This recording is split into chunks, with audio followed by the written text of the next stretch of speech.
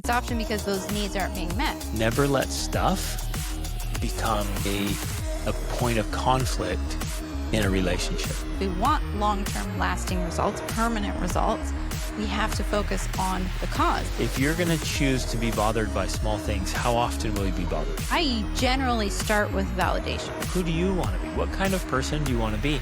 Ladies and gentlemen, welcome to the Extraordinary Family Life Podcast. We're your host, Greg and Rachel Denning. We're trying to take all that we've learned with working with thousands of families across all kinds of continents and give you the stuff that just works. We are trying to get more specific with some of the actual details, like on the day-to-day. What does this look like? How does this feel? What do I say? And so especially today, that's something we're going to go through. We're literally going to give you scripts for one of the biggest problems that parents complain to us about. So even as we talk about these things, we want to continue to remind you, as we often do, because that's what we focus on, is that we cannot only give attention to symptom management, especially if we want long-term lasting results, permanent results.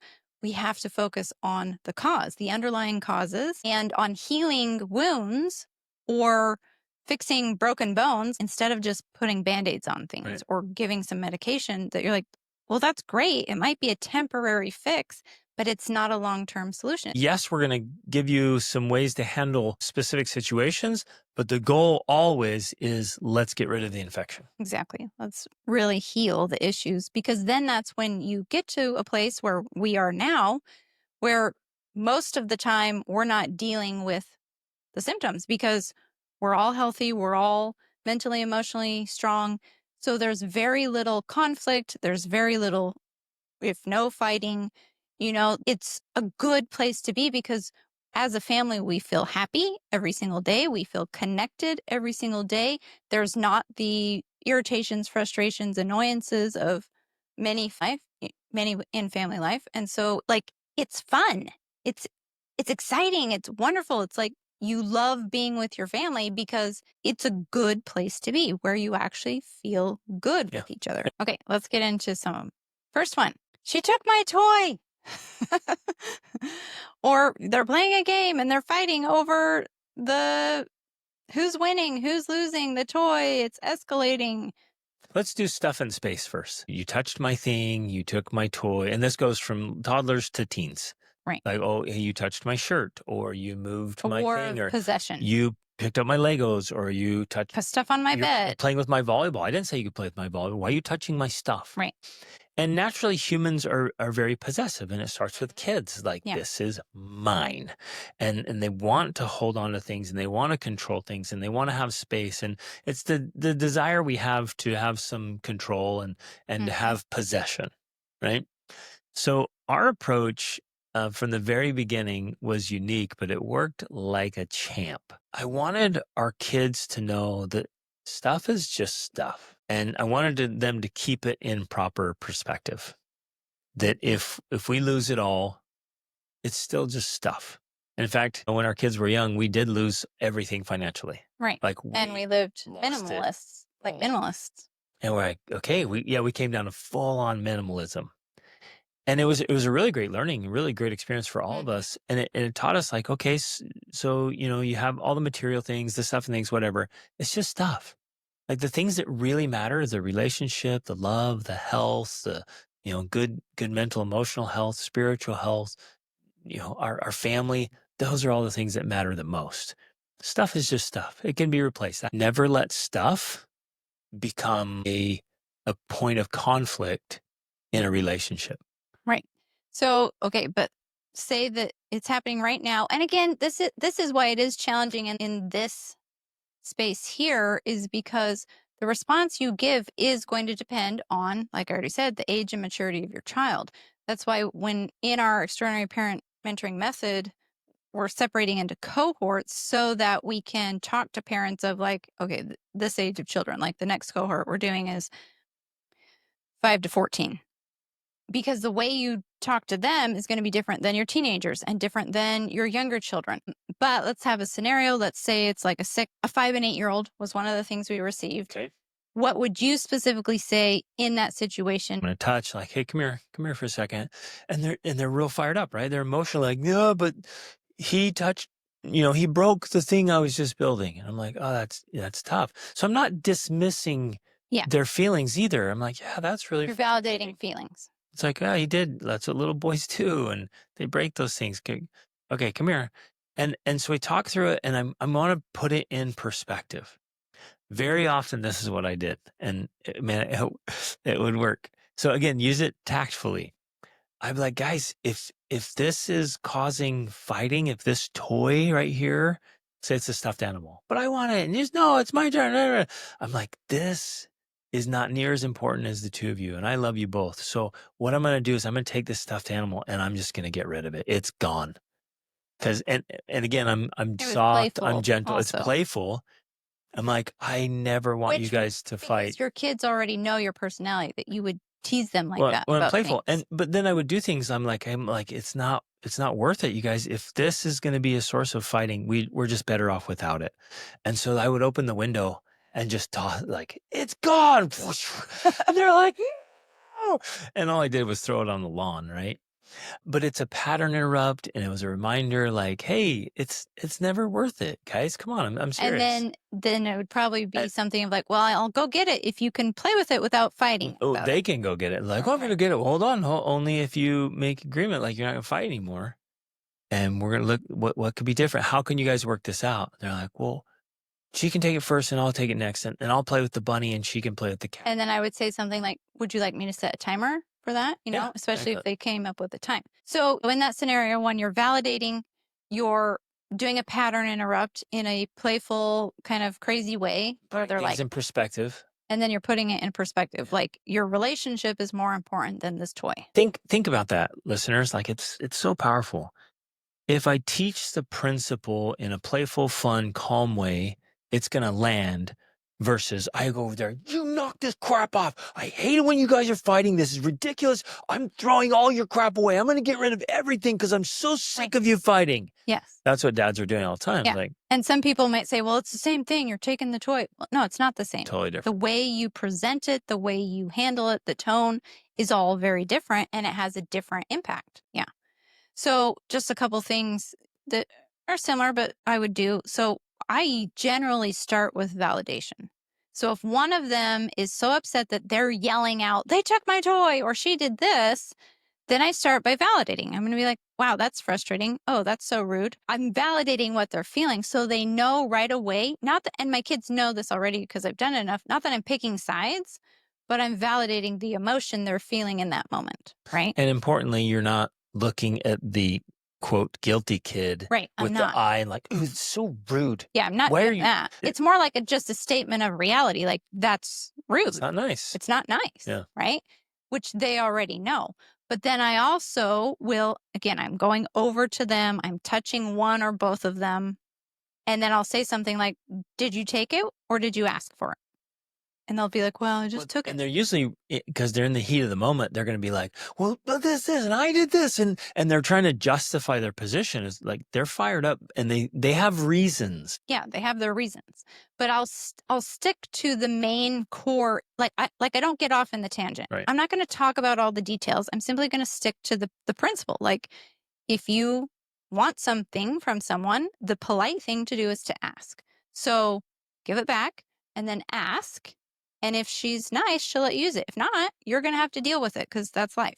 So I'm teaching the underlying principle of manners and interaction and how you have to have some diplomacy. I'll walk through it. I'm like, let me try that. If I came up to you and I said, can I have that now, please? Yeah. How would you respond to that? And so we kind of then start doing this role playing of like, let's see what this actually looks like in the real world. And do you think that's actually going to work? So I'm asking questions.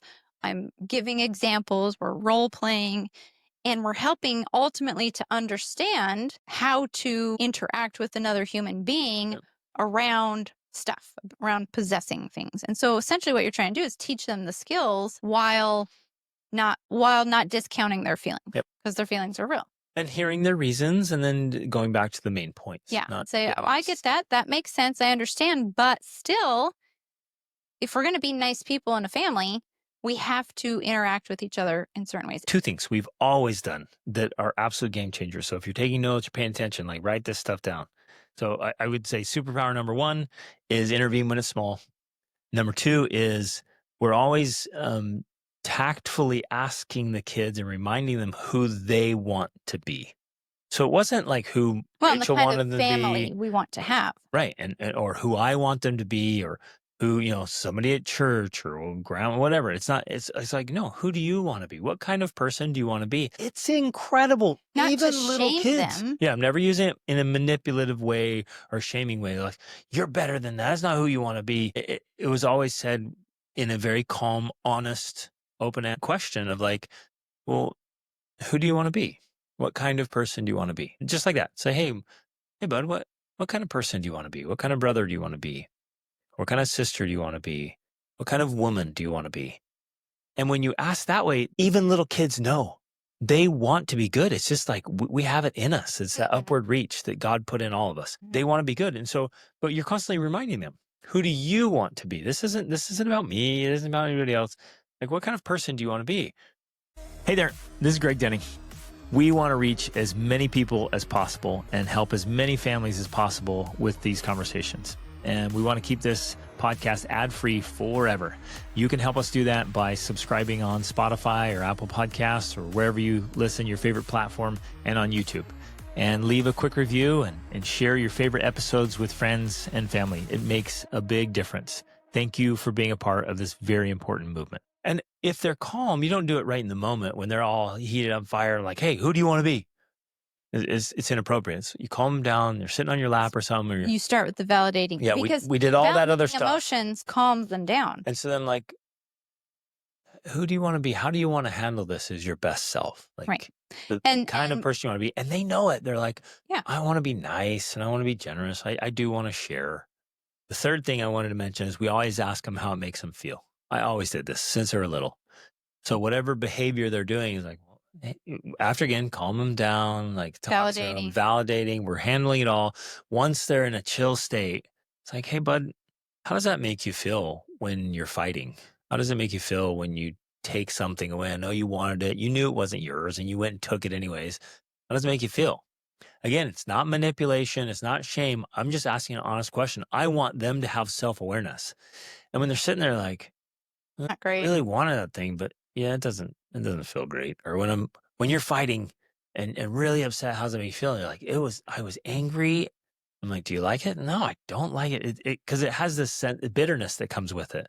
And if you help them recognize that, then they're like, oh yeah, I felt the bitterness and I don't like it. I'm like, perfect, fantastic. Let's not do the things we don't like. Right. Because I think what you're talking through here that's so key to this entire situation is that we're trying to help our children develop self-awareness. Yep. Because the more self-aware they are, the more self-directed they'll be and the better behavior they'll have because they learn, yeah, I feel differently during different times. Now, if there's never a space for them to feel those positive, happy feelings, it's difficult for them to know what that feels like and to ever then want to get into that state because they're always in a negative state. So that's one of the problems. And one of our major roles as a parent is to help facilitate more positive states. And point it out. Like, guys, wow, this evening of all us playing games here together and just being as a family, no fighting. How's that feel? Love it. And they're awesome. Like, this feels so good. Like, yeah, let's do this more. Mm-hmm. So we're acknowledging all the good feelings. We're letting them experience the bad. And they're like, it really, all you're doing, you just make it black and white for them. You just hold it out. It's like, this feels bitter and kind of nasty, and this feels wonderful. You just choose which one you want more of. And they're naturally going to choose like, wow, more good feelings. Exactly. So every child wants that. Yep. Parents may not know it. That is what they want. Every human being wants and to feel the only reason that you don't have it is because they don't know how to get it. Yep. Probably because you don't know how to get it. But once you learn how, then it's easy for all of you to get it as often as you want. And they may just assume that like, oh, this is just life. Like I'm upset all the time. And maybe they learn that from you. Oof. Okay. I can hear some of you asking like, okay, that's a cute little strategy, but what if the kid doesn't calm down?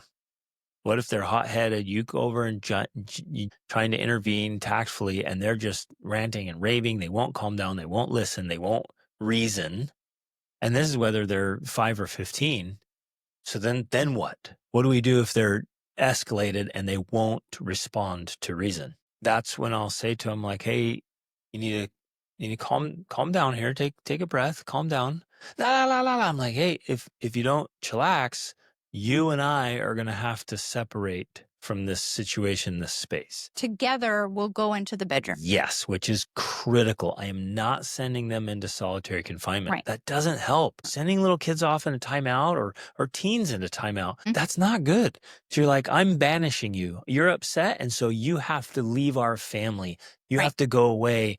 Now, obviously there's a lesson there of like, when we behave this way, we're not allowed in the tribe. The tribe doesn't want us around. We literally get isolated when our behavior is poor. But when we're trying to teach this, I'm like, you and I are going to go away here. We're going to go in this room. I'm going to help you calm down. Right. So that they know that you as the parent, the most important person in their life who's there to teach them and mentor them, you're not abandoning them. You're going to help them through these difficult emotions. Because if they're not settling down and they're not responding, it's because they're so heightened. Like their brain is in such a reactive mode, and they likely don't know what to do about it. It's like, I am crazy. I can't even calm down with you standing here. It's like, hey, we're going to go over here, and you and I, we're going to calm down. I'm going to teach you how to do this. We're going to go over there. I'm like, we're going to breathe. We're going to relax, vent. I'm just thinking through scenarios. Depending on the situation, I may just, again, I'm not sending the other child away in punishment. I'm just saying, hey, let me help your sibling here. Why don't you go work on something else or go do something else while I help them figure out how to calm down? So I might send someone else off, especially if we're already in a bedroom or whatever. And we're gonna listen, because if they need to vent a little bit, say, okay, tell me about it. La, la, la, la, la, la, la, la. Okay, keep going. And, la, la, la, and then, what else? What else? Like, oh. And then they feel better because they vomited out all this anger and frustration, and we hear them. And we're just listening. And we don't judge them, and we validate their feelings. And that right there is so powerful. And I think if parents did that more often, it would solve so many problems, it prevent so many problems. Because often the reason a child explodes is because, just like the reason we explode, there's a lot of stacked emotion that hasn't been resolved. And finally, there's this breaking point, and they don't know what to do about it. But if we focus on punishing the behavior because we think that's the problem, then we don't fix the issue. We're doing the symptom management. So we have to go resolve the issue. We have to heal the infection, heal the wound. And that is going to take an investment of time. That's one thing parents don't like. They're like, well, that's going to take too much time. I don't have time to go sit and listen to them. Then guess what? You're going to get the results you don't want. You have to be willing to invest in your child so you can get the results that you want. And listening to them vent about all of their problems and complaints is one of the best ways to do that, without judging them, without telling them they're wrong, without telling them that they don't see clearly, whatever. You're going to have all of those thoughts and feelings. Just listen, just validate, understand, say, yep, that's part of being human. We all feel like that at some point. And they'll feel automatically better. Then you can hug them, you can hold them. And they'll calm down, and they'll make better choices. They feel better, and they will be ready to move through the world without fighting. One of the most valuable things of listening is that they're going to start articulating patterns. Yes, because it's always like talking is thinking. Yeah. People think by talking. Sorry. If you're listening, like, why are you talking to mom like that? What's going on? Why are you so reactive? She's always trying to control me, or she never trusts me. She's always picking on me. Okay, there's something. I'm not just going to dismiss that. And I was like, so you feel like mom's like picking on you? Yeah, she always pick on me. Okay, tell me why. And see, to tell you, saying something like "tell me why" is helping to validate, because you're not immediately discounting it as like, no, you're wrong. There's something wrong with you. But nor am I saying, yeah, she totally does. Right. Golly. I just say, tell me. And so I'm trying to understand. Explain. And right or wrong, if the child's reality is, well, so-and-so's always picking on me, or I'm always the one that's picked on, it's never fair. I'm like, well, okay, those are big words. Interesting. Let's walk through that. If they feel like there's a pattern of injustice, then the next little thing that happens is going to be a big explosion. Right. Because it's stacking. Adding to the stack of injustice. So it's like, this is so infuriating. I'm like, oh, that's why we're getting these really big emotions, because they feel like this is a pattern of injustice. I'm just being wronged all the time. So now I'm like, boom, there's the cause. And as a parent, I'm going to talk to Rachel. I'm like, we're going to go solve the cause of this pattern instead of just dealing with the symptom every time. Exactly. Yeah. Super powerful strategy. Okay. Good. Let's go to the second one. This one has to do with antagonizing. So he's always annoying me. He's touching me. He's in my space. Kids are funny too. They like to poke or pinch or hit, or like every once in a while they just get this little streak of like, I'm gonna do something annoying right now, and they'll like slap. We saw it the other day, these little sisters that were here visiting, and one of them just punched her. I'm like, out of nowhere. And man, she was on it. She's like, fights on now. And even with like, I reached out to try to intervene. Mom reached out to try to intervene. She's like, I'm gonna throw punches. Like, Yeah. I'm getting justice here because she hit me. I'm gonna get her back. Yeah. And there's that sense of revenge and retribution, and I'm gonna make this equal. And like they were throwing punches, and finally, I was like, look, if you want to punch somebody, come punch me.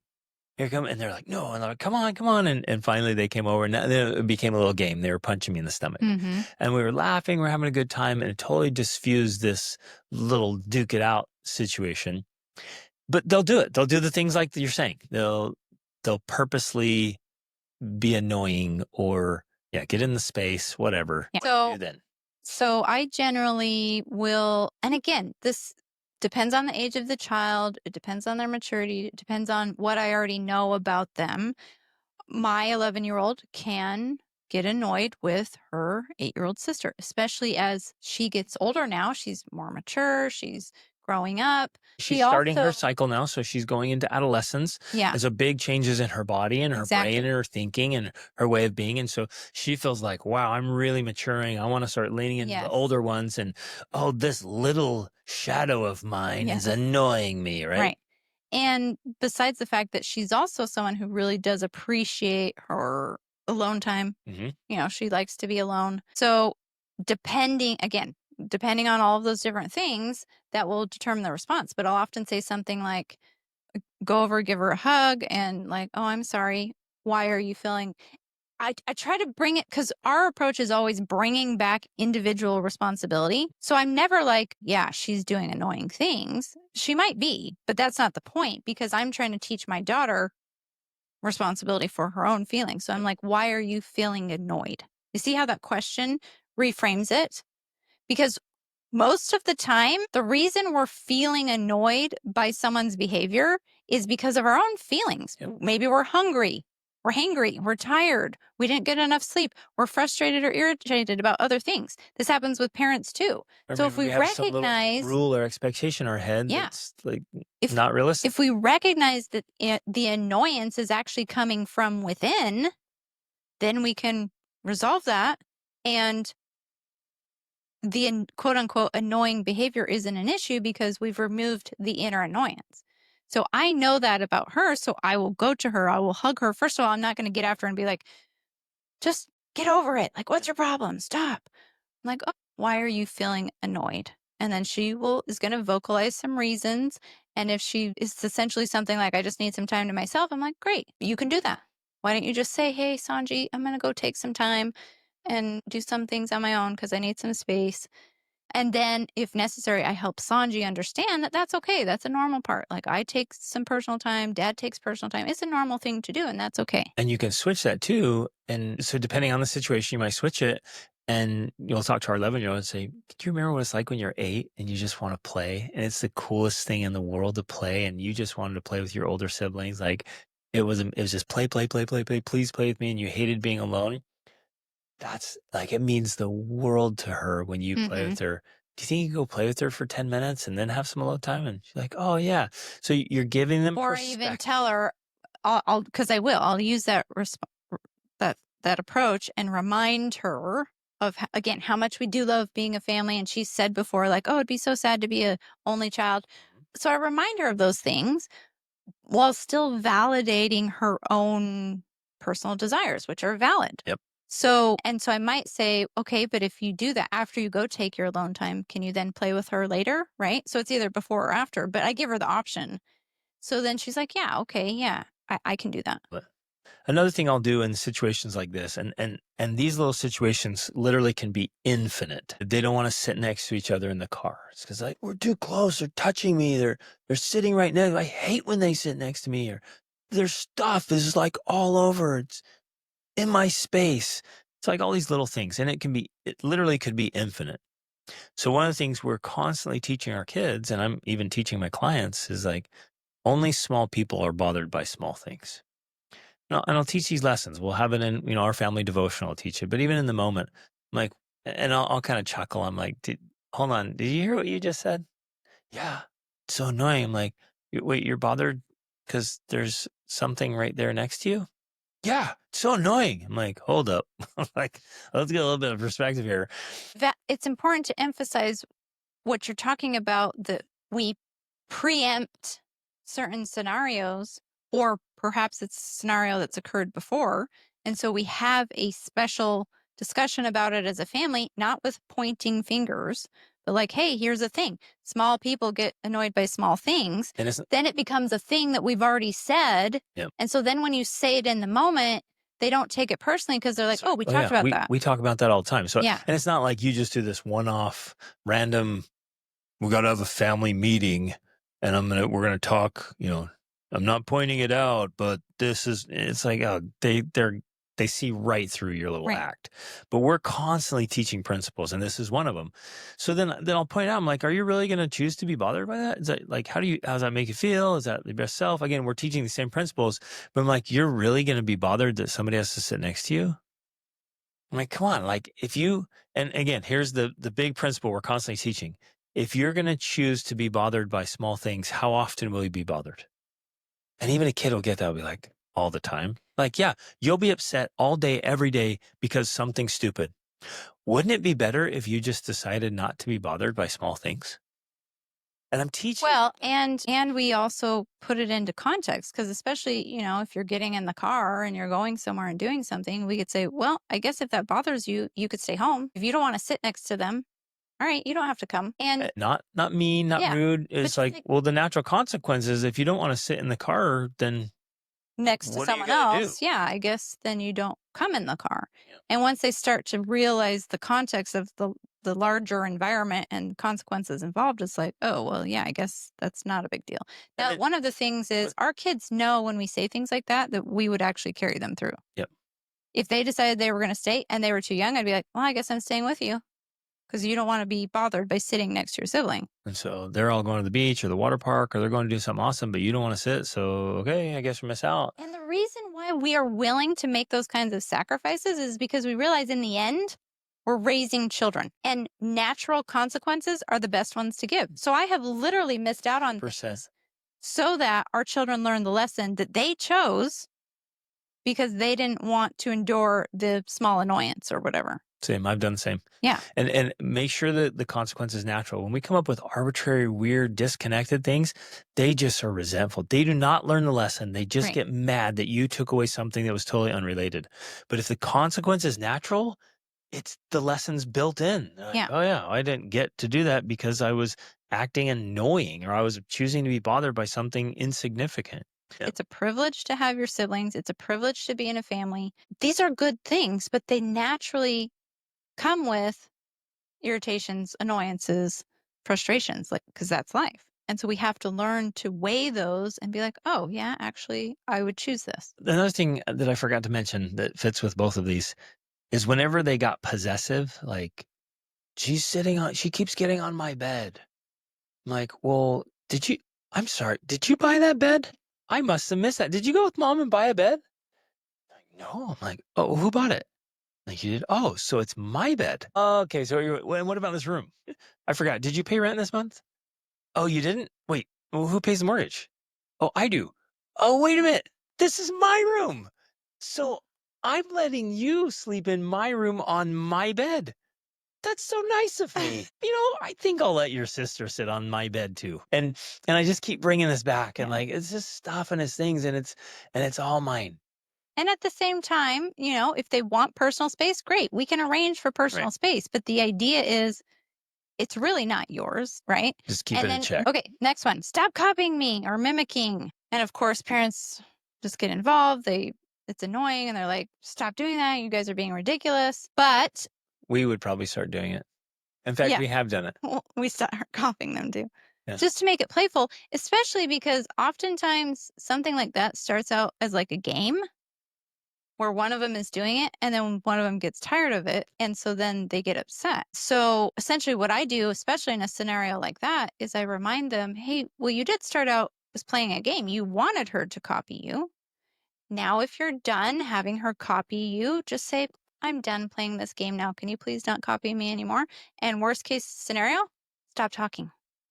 Yep. Because they can't copy you. Actually, they will. If you stop talking, they'll stop talking Have too. them copy that. Or you can say with your little sibling, let's play the quiet game now instead. So you're modeling, you're role playing how to respond to the situation depending on what's causing the irritation. And that's often something with like a younger age, and then there you can use any kind of diversion or distraction. Like, let's do something else. That's when I would jump in and start wrestling or tickling, or hey, well, check this out. And you could just find a drawing. You could look up a cool video of dolphins, and like you might even, they're over there.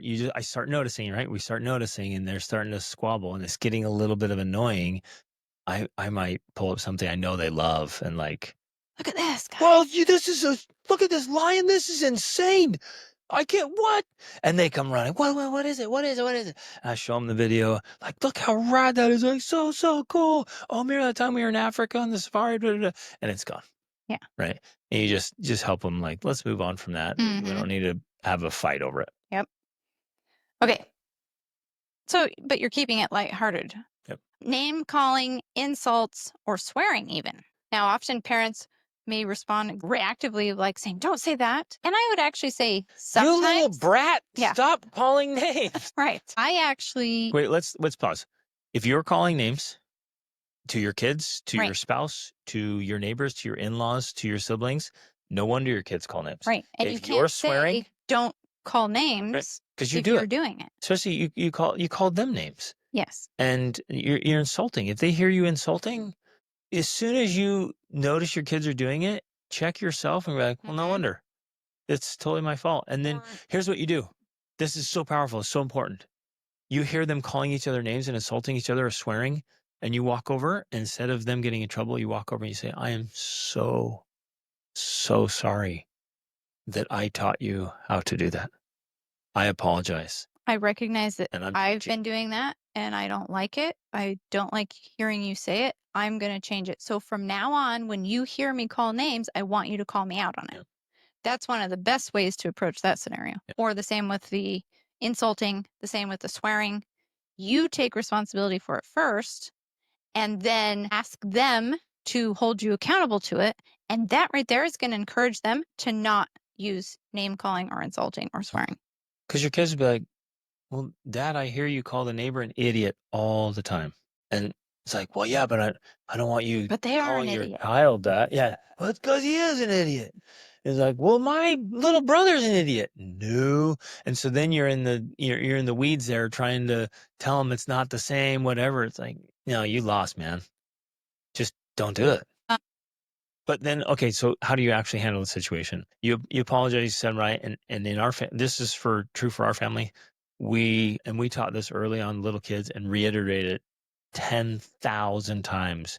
We do not call names. We do not insult. We do not swear. Right. And so I actually, and that's where I started with, because we weren't doing that or we stopped doing that early on, when I do hear my children do something like that, first of all, I'm wondering where they got it from, because they didn't get it from us. They got it from movies. They got it from other people. Some little snarky cartoon they watched. Yeah. And so I often respond in a sort of reactive way, but it's intentionally reactive, where I'm kind of like, oh, where did you hear that? So that they know, especially because I don't often do something like that, they know, oh, wow, I just said or did something that shocked mom. And that gets their attention. And then I'll say something like, well, that's actually a swear word. I don't want you saying that anymore, please. So I don't shame them, but I have this shocked response so that they are aware, they pay attention. And then I teach them the principle. We don't talk like that to people because that's not nice or appropriate. Or even ask, like, does that sound like a gentleman, or does it sound like a lady? Well, and depending on their classy? age, they may not know, because generally, at least in my situation, it happens when they're younger and they don't know. They're just experimenting. Right. They heard something and they're going to try saying the word or Yeah. repeating it. So they don't necessarily know. Now, if they get older, But you're and still I'm still teaching. Even at a young age, they may not comprehend like what I'm saying, So but we're you talking might about, say something like, hey, princesses don't talk like yeah, that, we're or ladies classy. don't talk like Yeah, that. no, we want to be gentlemen and Yeah, ladies. so you would be teaching the idea Yep. and trying to cement that in their Yep. brain that way. Exactly. And with the older ones for sure, like, hey guys, we're classy. Yeah. We're, even if people mistreat us, even if they insult us, like we're gonna walk the higher way because that's who we want to be. We want to be dignified. We want to be classy. Now we can just stand up for ourselves, we can defend ourselves, but at never at any point do we want to lower ourselves to some pathetic behavior. Yes, and because we have taken that approach early on with our kids, we don't have a problem with them insulting, name calling, or swearing even as teenagers. Yep, none of So, it. yeah. It's non-existent because we taught it so effectively, and we teach it through stories. We teach it through examples. We're just asking questions like, who are your heroes? Who are the people you admire? We're reading great books together all the time. And hey, remember so and so? Did you ever notice was she swearing and speaking about filthy things? And none of it. It's like no. And every once in a while, when the kids were little, if like they were talking about, we called it toilet talks. Like, hey, bro, you want some toilet talk? Go talk to the toilet. Like, we're not doing that here. Like, Yeah. seriously, go. And they're like, oh, and they're like, no, I'm dead serious. Like, go talk to the toilet if you want to do toilet talk. And otherwise, be classy. Right. And this is something that we are this is one of the things that we're pretty firm on. Like, we hold a very high standard with this, especially the name calling and insulting. I mean, the swearing too. You know, I am actually guilty of swearing more than anyone else in the family. But for the standard rule, the swearing and then the name calling and the insulting, like, it's a hard, fast rule. So we don't allow any of the name calling. And so because Like, none. none at all, because in general, our overall approach is so loving, warm, open. We have a lot of freedom within boundaries in our family. Our children make a lot of their own choices. But when it comes to something like that, we are firm. We are, if you ever describe us as being harsh, that's probably when we're going to be harsh, because we want them to know we are very serious about not insulting and calling names. Because when you fix that, that's one of those underlying behaviors that fixes a whole lot of problems. Yep. So if you can eliminate name calling and insulting from your family, of course, starting with yourself, you're going to improve overall behavior in general. Like, 100%. children are going to be nicer to each other just because they don't call names or insult each other. Yep. So to me, it's a big deal. It's a big domino. Yeah. That one starts moving things in the right direction. That's really exactly. Good. Okay, next, number 5. The older sibling snaps at the younger sibling. You know where they learned how to do that? From the parents, obviously. Yeah. Yeah.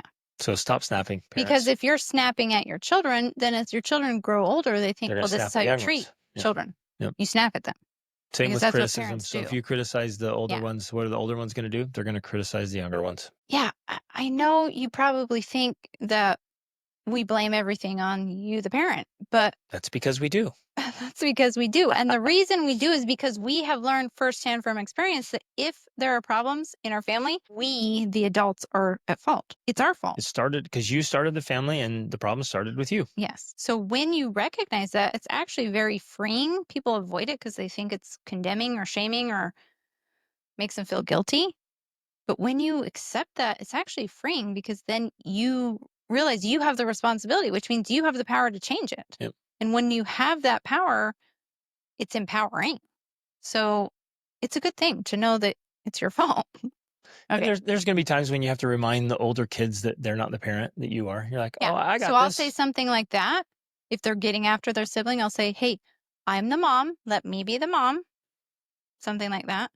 Or I will say, hey, you're older, which means you have the responsibility to take care of your younger siblings, not to XYZ. And to be kinder, to be more mature. Because you're older. If you want to help correct a behavior, do it with real maturity. Yeah.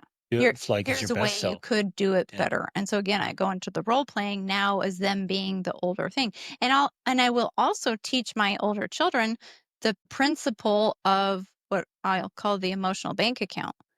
I can ask their siblings and them to do things that they can't ask them to do because I have a bigger emotional bank account with them. I, of course, gave birth to them, I raised them, but I'm constantly depositing into their emotional bank account every day with hugs and cuddles and love. So when I ask them something or I get after them, that's a withdrawal from that account, but I have enough capital in the account to make that withdrawal. Where the sibling is going to have less capital simply by the nature of being the sibling rather than the parent. And so they don't have as much capital to make withdrawals with. And so I have to tell them, you need to make more deposits if you want to be able to make those types of withdrawals. In some situations, the siblings might have more capital than parents do. Yeah, So parents, true. if you're not making big investments Mhm. in your deposits, like your kids might listen to each other more than they listen to you, and it's because of that account. Yeah. The other thing, I want to make it personal with the older child. If they're snapping, I want to just go talk to them about it, teach them the principle, and say, might bring something like, "Hey, you remember the other day when you broke that thing of mine? You remember how I handled it?" And like, yeah, you just came over, gave me a hug, told me it was okay, and asked me to help fix it. I'm like, boom. What if I'd come over and snapped and yelled at you and insulted you and called you names? How would that have made you feel? I'm like, oh, yeah, I was so glad you were so nice about it that you didn't overreact. And yeah, so let's do the same with your younger siblings. When they make mistakes, when they do things, let's Mhm. just treat them with kindness because you feel better and they feel better. Yeah, exactly. Good. Okay. Number 6, fighting over fairness. Yeah, It's not fair. I love this. So our go-to for this one that we've said from very early on is fair is where pigs win ribbons. And you're not a piggy. Life's not fair. Yep. So we either say life's not fair or we say fair is where pigs win ribbons because we want our children ultimately to know life is not fair. It's not fair. So don't expect to get fairness. And especially in a family dynamic where all the children are at different ages, different maturity levels, they're going to be treated differently based on that. And we want our kids to know this child gets to do this because they have earned that right or that ability by passing this class. We like to call it that. Like they passed this class, so they get to do that thing, or they are older, so they don't need as much sleep, or they are this.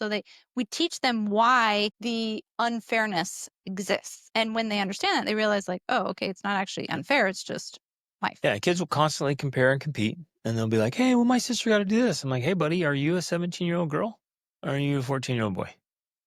Because last time I checked, you're 14 and you're a boy." Yeah. And so we're just pointing out the differences, always talking about like, yeah, it's not fair. It's just life. But You get that, to do things that other people don't get to do, and other people get to do things you don't get to do, right. and you get this and others don't. I mean, and then we've traveled so much and they've seen so much suffering and And so much unfairness. poverty and so much Right. unfairness in the world, and so they know it up front, up close and personal. We're constantly in different nations, countries, demographics. We're among some of the poorest and some of the wealthiest. I'm like, so our kids, they never bring this up anymore because like it's so blatantly obvious just through travel, life is not fair. And they feel actually a lot of gratitude that Yeah. we have such a wonderful life. I mean, one of the things they often say, because we do morning devotionals and there will be questions, and they're just like, I'm so grateful I have such a blessed life. Like, Yeah. we have an amazing life. But I also don't want to be misunderstood because we do practice fairness in our life as far as, say, like food is concerned or different things. Like, if we make some food, we all try to make an effort to make sure everybody gets some. Yep. We don't just then say, oh, too bad, life's not fair, you missed out. If someone feels missed out on the food, we feel bad. And then, people will share with them, oh, I still have some left. Here, have some of mine. So, okay, good. Next one.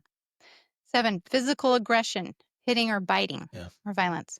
This is another one of those that we hold a very firm line on. And I think the best way to do this is when they're small. So when they were small, one, we don't hit That's them. when it starts. It's the biting and the Yeah. hitting when they're little. And when they did it with firmness, we just let them know that that was not acceptable. Yeah.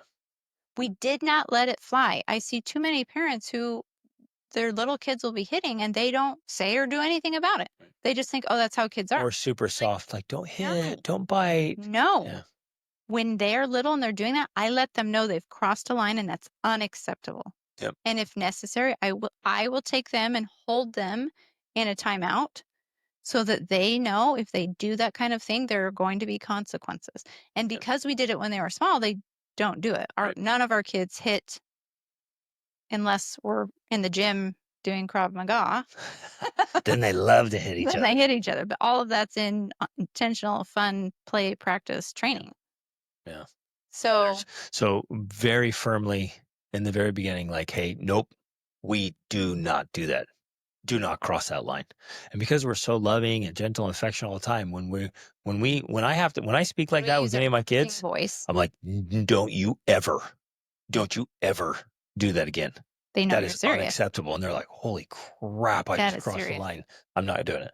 And so it put a stop to it, and it's done. So we have zero hitting, scratching, punching, biting. There's Pitching, no physical there's no meanness. physical meanness at all. Zero in Now, our there will be family. plenty of wrestling and roughhousing So and we roughhouse a playing. ton, and I think that's an important element in all of this. I would suggest there's a few things that I would suggest, like for all families, but I think every child should participate in some kind of martial art, some And kind or of physical roughhousing. outlet. 100%. You should be Yeah. roughhousing, wrestling, doing martial arts, and I think that's a good thing for our family too, is because Sibling. we roughhouse and we wrestle a lot, so much. But that's how you actually learn control. There's a lot of research on it, on how it helps their brain develop and they learn more about the Well, world and social interaction and and self-regulation, exactly. and they learn Aggression. about the movements of the body, and an accidental whap upside the head, they realize, man, that really hurts. And so they don't think unconsciously, I'm gonna go slap my sibling. They're like, well, I got accidentally hit one time. Yeah.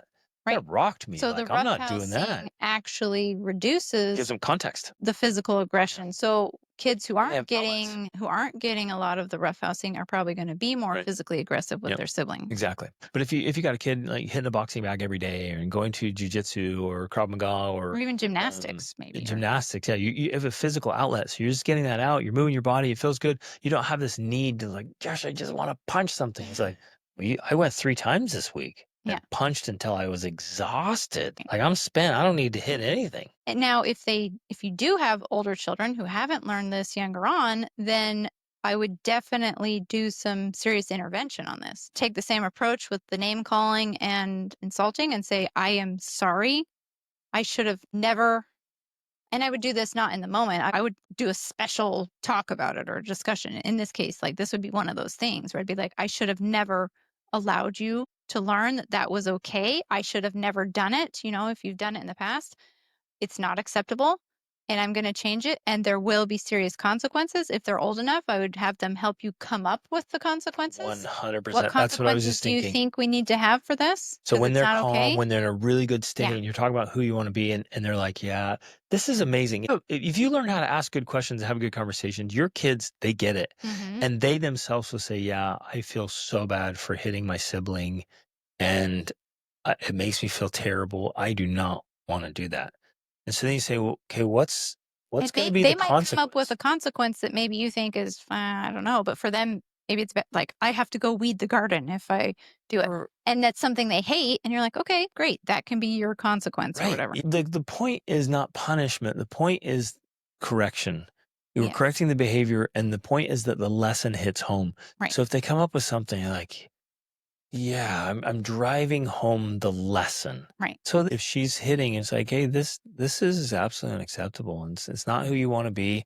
You need to come up with a natural consequence, and one this has to stop. It needs to be painful enough to you Exactly. that it's a motivator. You need to come up with a severe consequence that, I mean, it hits. And you come up with it, we'll sign a document, and I'll help stick to it. We're not doing this anymore. If the desire there is to change and they come up with something and then they hit, it's like, we're following through on that. You said you'd miss out on this big thing you wanted to go to. You had a big birthday party or something that was really important to you. Like, hey, you crossed the we have to line. stick to You've the got to consequence. hold yourself accountable. Yeah. This is on you, because this is unacceptable. Right. Because it's a big deal. And that's another one of the things that will totally change the culture of your family when you eliminate something like that. Okay. Number 8, blaming each How other. many of these are there? We might have to stop because there's 10, but blaming each other. It was his fault. For us, we don't do blame. We focus on Ownership, individual responsibility, ownership. So when we go into a situation where there's potential for blame, something happened, we go in and we simply say, and this might be one of the situations we could ask a question, but it might be one of the things where we make statements of like, well, you did this to contribute. and you did that to contribute. And if I don't know, I might say, well, what did you do to contribute to it? Mm-hmm. How did you make this situation worse? Because every situation, nobody's innocent. Like there's very few innocent people. Sometimes there is. And even if it were, you could still say, how can you choose to respond? Because you're not a Yeah, victim here. We're in our family, we're very adamant about this. We teach it all the time. It's like there's no victimism. You're not playing the victim. And even if somebody does something to you, you still get to choose how you respond. right. And so let's just take And that's true ownership for here. everything in life, even trauma, tragedy. Even if you are actually a victim, ultimately you have the ability to choose how to restructure that in your mind Yep. and how you're going to use it for your benefit throughout your life, as opposed to being an endless victim to Yeah. it. So powerful. Okay, jealousy and competition. And in something like this, I often feel the underlying cause is some type of attachment issue, perhaps, where, especially if there's competition for the parents or competition for things in the family or attention, it's often because those needs aren't being met. But if those needs are met, then The, they feel secure. yeah, the need to There's not a compete need to goes compete. away. It's like I don't have to be jealous or competitive Yeah, because my parents give me all the attention I want. I have a sense right. of significance. I do my thing and I do it well and my parents And I get notice. recognized for it, and I Yeah. don't have to be like my sibling Right. because that's fine. Like he plays the guitar and I sing and the other one Hmm. is phenomenal at this other thing that they do, whatever, all the different skills or talents, like we're good. Yeah. Okay, last one. Kids ganging up on another sibling.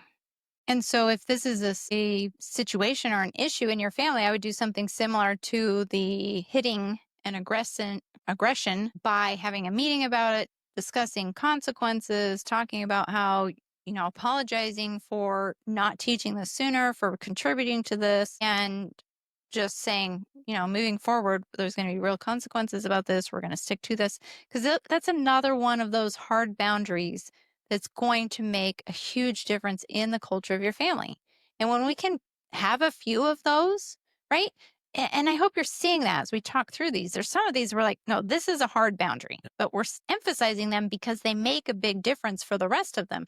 And some of them, yeah, they're going to happen. It's going to come up. They're going to be the squabbles and things in there. You address them in the moment. It doesn't have to be a huge deal. You role model, you give them examples of how to do it. But on some of these things, it's like, no, this does not happen. At all. It's not acceptable. Hard line. And when you hold that standard and model that standard, the whole dynamic in the family just shifts. And it's so much easier to have peace and connection and warmth and love and joy because essentially it's built on a foundation of mutual love and respect. Yeah. So if this were happening in my family, I would spend some time thinking about it, coming up with stories and examples, and then I would teach it to the whole family in a way that they got it. Like they felt Maybe it some movies, so powerfully.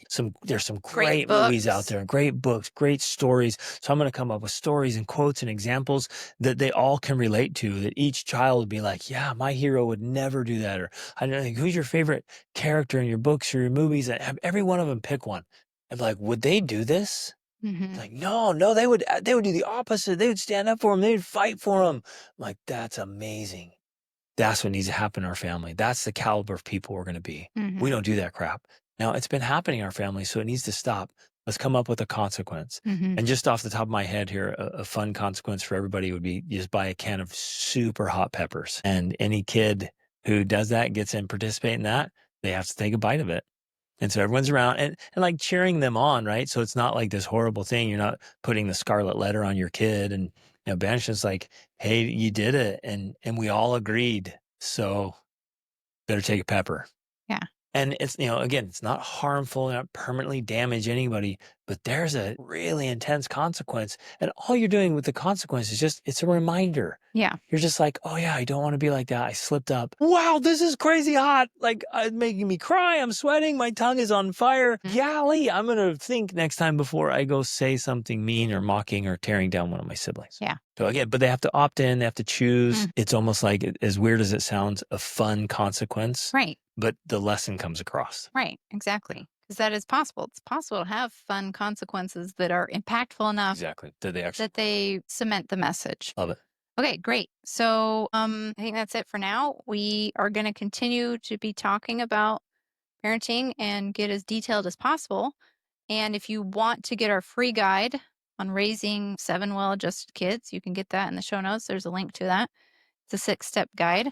And every one of you parents should get in the Extraordinary Parent Mentoring Method. Yes. It into is the absolutely world-class. correct cohort, because we're going to have it by cohorts according to ages of children so that we can more specifically address the challenges of, so like in this scenario, we would talk specifically about your different age groups and be like, okay, this is how you handle it with a 5-year-old, a 6-year-old, a 7-year-old, so that it's even more specific, tailored information and content and resources. So thanks for listening. If you know somebody who could use this episode, share it with them. In fact, I guarantee you know somebody who could use this episode. So go ahead Including your spouse. and share it with them. Grab a link and leave us a review if you liked it, and share this, and let's help parents and families. Let's strengthen families and help families build their own unique, extraordinary family life.